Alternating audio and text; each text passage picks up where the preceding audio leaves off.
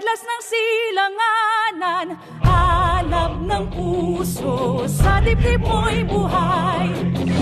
Lupang hinirang, duyan ka ng magiting. Sa manlulupi, di ka ba sisigil? Sa dagat ang tulog, sa simoy at sa langit mong bungaw. May dilag ang tula at awit sa paglayang minamahal.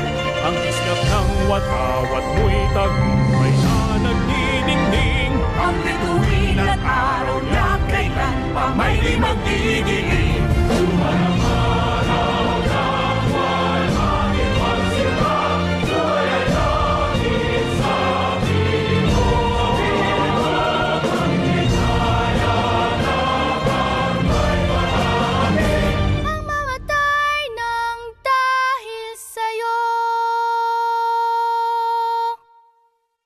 This is radio station DWLA-FM, operating on frequency 105.9 megahertz, transmitting with a power of 20,000 watts, with studios located at Southland Estates, BF Homes, Las Piñas City, and the transmitter tower situated at Nuestra Señora de la Paz, Santa Cruz, Antipolo City, Philippines. DWLA-FM is owned and operated by Brightstar Broadcasting Network Corporation, with the following broadcast electronics and communications engineers, duly licensed by the National Telecommunications Commission.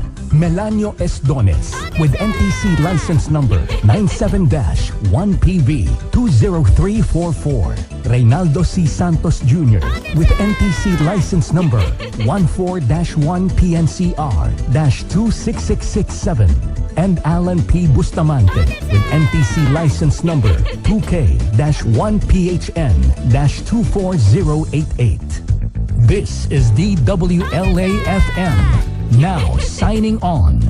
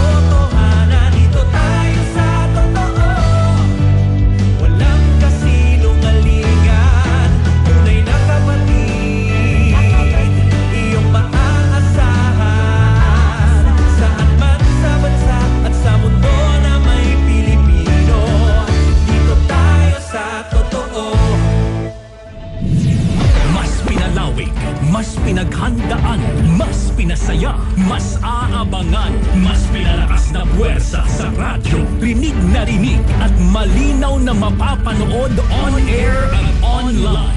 Saan man may Pilipino, sa buong bansa, sa buong mundo. Ito ang True FM sa 105.9. Dito tayo sa totoo.